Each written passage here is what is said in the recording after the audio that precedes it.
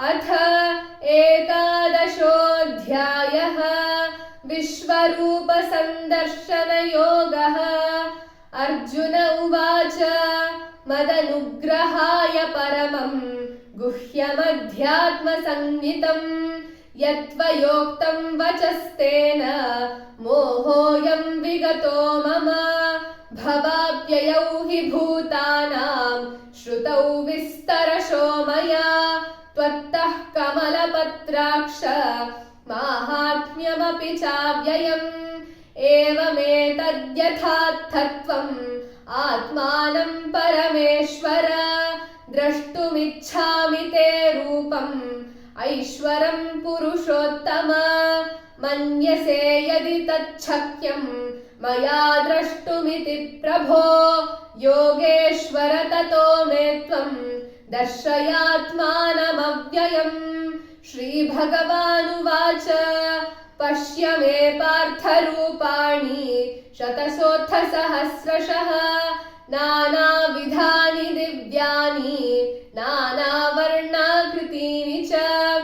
पश्यादित्यान् वसून् रुद्रान् अश्विनौ मरुतस्तथा बहून्यदृष्टपूर्वाणि पश्याश्चर्याणि भारत।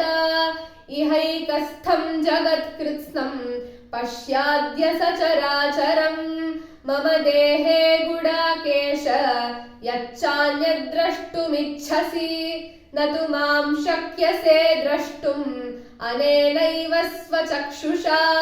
दिव्यं ददामि ते चक्षुः पश्य मे योगमैश्वरम्। सञ्जय उवाच एवमुक्त्वा ततो राजन् महायोगेश्वरो हरिः दर्शयामास पार्थाय परमं रूपमैश्वरम्। अनेकवक्त्रनयनम् अनेकाद्भुतदर्शनम् अनेकदिव्याभरणम् दिव्यानेकोद्यतायुधम् दिव्यमाल्याम्बरधरम् दिव्यगन्धानुलेपनम् सर्वाश्चर्यमयं देवम् अनन्तं विश्वतोमुखम्। दिवि सूर्यसहस्रस्य भवेद्युगपदुत्थिता यदि भाससदृशी सा स्यात् भासस्तस्य महात्मनः।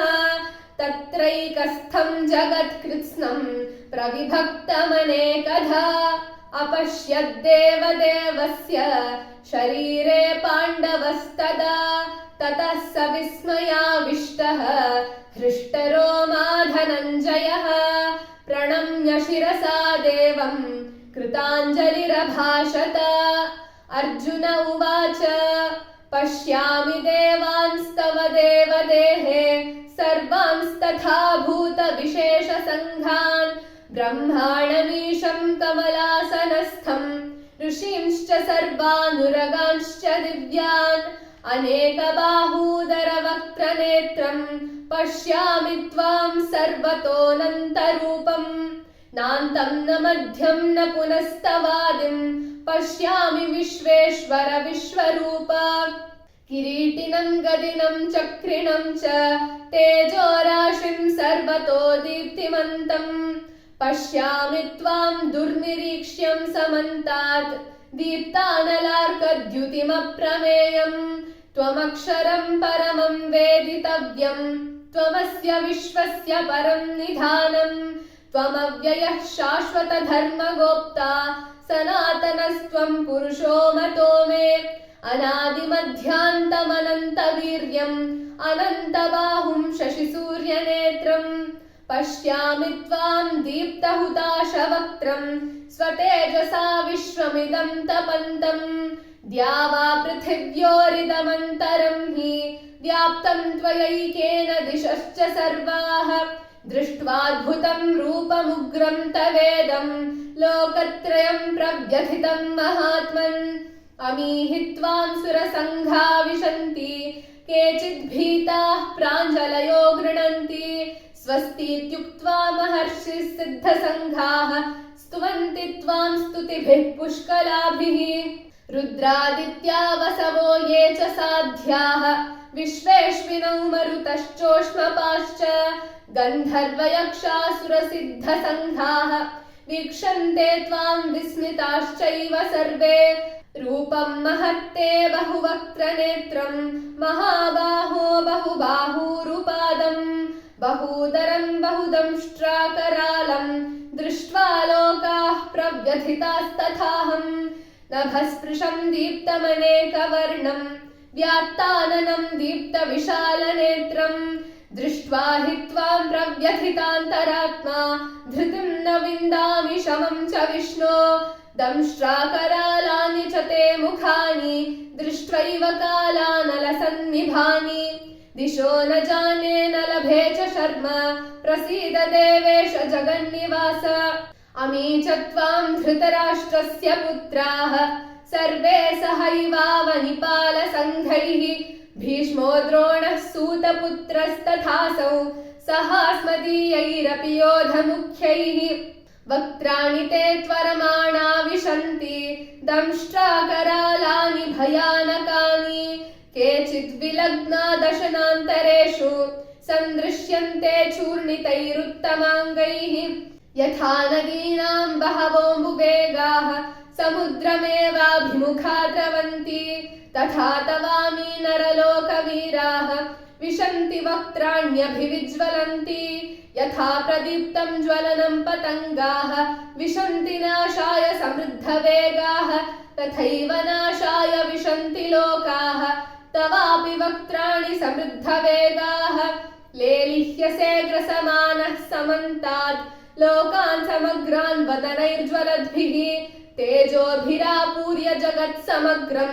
भासस्तवोग्राः प्रतपन्ति विष्णो आख्याहि मे को भवानुग्ररूपः नमोऽस्तु ते देववर प्रसीद विज्ञातुमिच्छामि भवन्तमाद्यं न हि प्रजानामि तव प्रवृत्तिम् श्रीभगवानुवाच कालोऽस्मि लोकक्षयकृत् प्रवृद्धः लोकान् समाहर्तुमिह प्रवृत्तः ऋतेऽपि त्वां न भविष्यन्ति सर्वे येव स्थिताः प्रत्यनीकेषु योधाः तस्मात् त्वमुत्तिष्ठ यशो लभस्व जित्वा शत्रून् भुङ्क्ष्व राज्यं समृद्धम् मयैवैते निहताः पूर्वमेव निमित्तमात्रं भव सव्यसाचिन् द्रोणं च भीष्मं च जयद्रथं च कर्णं तथान्यानपि योधवीरान् मया हतांस्त्वं जहिमा व्यथिष्ठा युध्यस्व जेतासि रणे सपत्नान्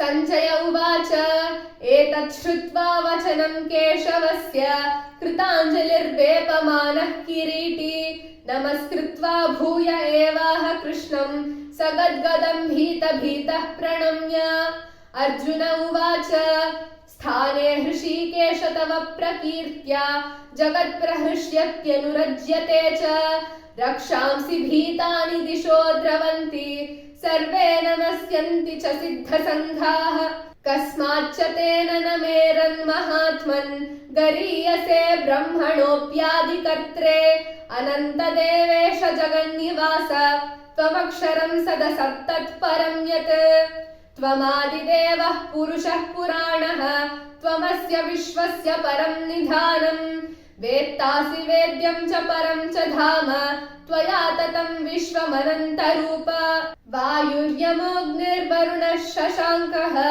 प्रजापतिस्त्वं प्रपितामहश्च नमो नमस्तेऽस्तु सहस्रकृत्वः पुनश्च भूयोऽपि नमो नमस्ते नमः पुरस्तादथ पृष्ठतस्ते नमोऽस्तु ते सर्वत एव सर्व अनन्तवीर्यामितविक्रमस्त्वं सर्वं समाप्नोषि ततोऽसि सर्वः सखेति मत्वा प्रसभं यदुक्तं हे कृष्ण हे यादव हे सखेति अजानता महिमानं तवेदं मया प्रमादात् प्रणयेन वापि यच्चावहासार्थमसत्कृतोऽसि विहारशय्यासनभोजनेषु एकोऽथवाप्यच्युत तत्समक्षं तत्क्षामये त्वामहमप्रमेयम् पितासि लोकस्य चराचरस्य त्वमस्य पूज्यश्च गुरुर्गरीयान् न त्वत्समोऽस्त्यभ्यधिकः कुतोऽन्यः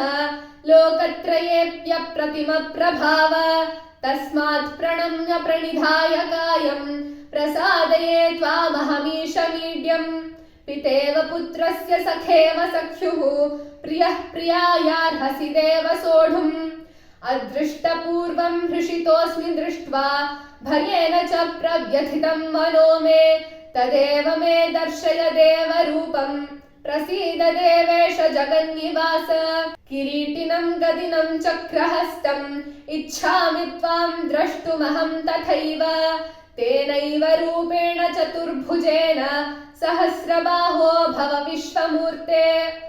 श्रीभगवानुवाच मया प्रसन्नेन तवार्जुनेदं रूपं परं दर्शितमात्मयोगात् तेजोमयं विश्वमनन्तमाद्यं यन्मे त्वदन्येन न दृष्टपूर्वम् न वेदयज्ञाध्ययनैर्न दानैः न च क्रियाभिर्न तपोभिरुग्रैः एवं रूपः शक्याहं नृलोके द्रष्टुं त्वदन्येन कुरु प्रवीर मा ते व्यथा मा च विमूढभावः दृष्ट्वा रूपं घोरमीदृङ्ममेदम् व्यपेतिभिः प्रीतमानाः पुनस्त्वं तदेव मे रूपमिदं प्रपश्य।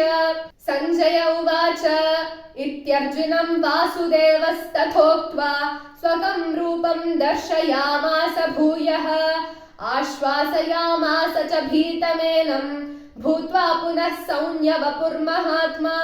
अर्जुन उवाच दृष्ट्वेदं मानुषं रूपं तव सौम्यं जनार्दन इदानीमस्मि संवृत्तः सचेताः प्रकृतिं गतः। श्रीभगवानुवाच सुदुर्दर्शमिदं रूपं दृष्टवानसि यन्मम देवा अप्यस्य रूपस्य नित्यं दर्शनकाङ्क्षिणः नाहं वेदैर्न तपसा न दानेन न चेज्यया शक्य एवं विधो द्रष्टुं दृष्टवानसि मां यथा भक्त्या त्वनन्यया शक्यः अहमेवं विधोऽर्जुन ज्ञातुं द्रष्टुं च तत्त्वेन प्रवेष्टुं च परन्तप मत्कर्म कृन्मत्परमः मद्भक्तः सङ्गवर्जितः निर्वैरः सर्वभूतेषु यः स मामेति पाण्डव। ॐ तत्सत् इति श्रीमद्भगवद्गीतासु उपनिषत्सु ब्रह्मविद्यायां योगशास्त्रे श्रीकृष्णार्जुनसंवादे विश्वरूपसन्दर्शनयोगो नाम 11 अध्यायः। श्रीकृष्णार्पणमस्तु।